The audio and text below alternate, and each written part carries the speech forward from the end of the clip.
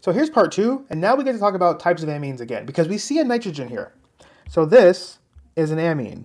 What kind of amine is it? So we know it's an amine, but ask yourself, this nitrogen is connected to how many carbons? We got one carbon here, one carbon here, one carbon here. None of those carbons are special carbonyls, so we know it's not called an amide, which we'll talk about later.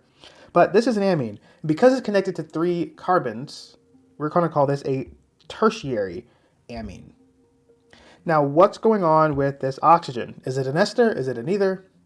Because this oxygen is just connected to 2 carbons, one over here and one over here, and neither of those carbons are carbonyls, this is just our friendly ether, which we know is the generic either or. And of course, we have a phenyl group. Because this is look like it's like branching off, we can still just call this an arene. But just recognize that when you have 6-membered rings and there's, I guess, like delocalization of those electrons, which are going to have like double bonds that alternate, sometimes you'll also see, let's see if I draw it good this time. Hold on, 1, 2, 3, 4, 5, 6. Okay, great. And you might also just see it as like a ring like this. Just recognize that those are pretty important, but we're not going to focus too much on those in this case. So let's talk about types of amines for this note. So for types of amines, we have a primary, secondary, and tertiary. So when the R stuff is connected to a nitrogen that just ends in NH2, so it's just NH2, that nitrogen touching 1 carbon, which is the R stuff, that's primary. If the nitrogen has 1 hydrogen on it and it has some other R stuff, then that would make this a secondary amine. And if there's some R stuff connected to nitrogen and it has no hydrogens, but it's connected to 2 other R stuffs, so a total of 3 R stuffs around the nitrogen, that would make it a tertiary amine. And that's why this is a tertiary amine, because we see that it has 1, 2, 3 carbons on it. Now, that makes it pretty easy to identify in this next molecule that this is an amine. What kind of amine? It's a primary amine. So we can put 1 degree sign amine. And that's all we're going to worry about for this one. So we've heard about amines, and we can identify that this, I guess I'll circle it more correctly, this right here is an amine, and it's going to be a tertiary amine because we have 1, 2, 3 carbons connected to the nitrogen. None of them are carbonyl carbons. But in this same molecule, where we have an amine, we do have an amide. Similar sounding name, they both have nitrogen, but this is an amide. Now what makes this an amide, which I'll label like this? Let's draw the generic formula for an amide. An amide is R, and then we have a nitrogen, and we have a hydrogen. It doesn't have to have 1 hydrogen here. But the key thing about an amide is that's going to have a carbonyl carbon, which I'm drawing upside down for no particular reason. But that's what makes something an amide. The presence of a carbonyl that is directly connected to the nitrogen.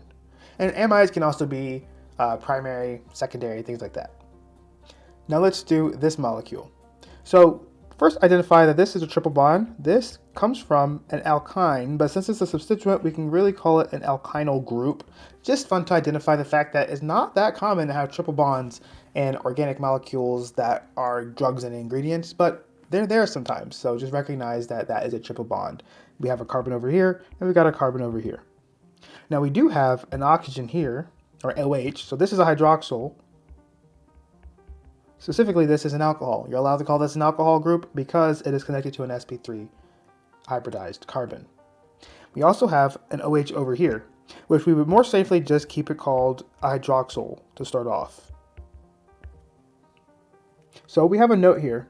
We have ROH when it's sp3 when it's connected to an sp3 hybridized carbon, and we have ROH when it's connected to an sp2 hybridized carbon, and we just made a note of that this one we can call an alcohol because it doesn't have any better name.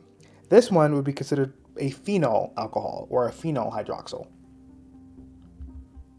Do you remember what this is called?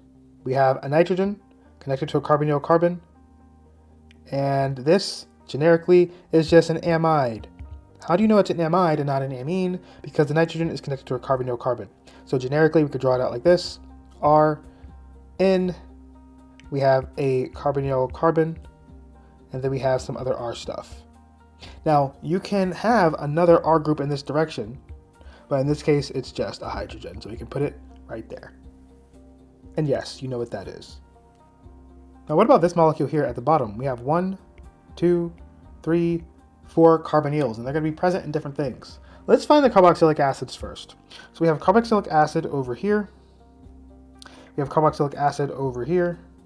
I'm going to put Ca for carboxylic acid just to abbreviate it. Then, of course, we have an amine here. Not an amide. This is an amine because there's no carbonyl directly connected to this nitrogen. There's a carbonyl nearby, but it's not directly connected to the nitrogen. Here, we do see an amide. Why is this an amide and not an amine? This nitrogen is directly connected to a carbonyl carbon. Here's a new one. This right here, not super common all the time, but it's called the thiol group. And then do you see any other names for the carbonyl that we haven't circled yet? Like, what is the name for that carbonyl? What functional group is that carbonyl a part of?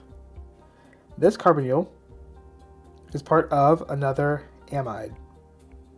So there are 2 amides, 1 amine, a thiol, and 2 carboxylic acids in that molecule.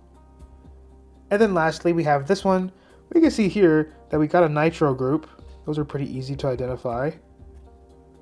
We have an alcohol group, a hydroxyl, but we can call it an alcohol because this is an sp3 hybridized carbon.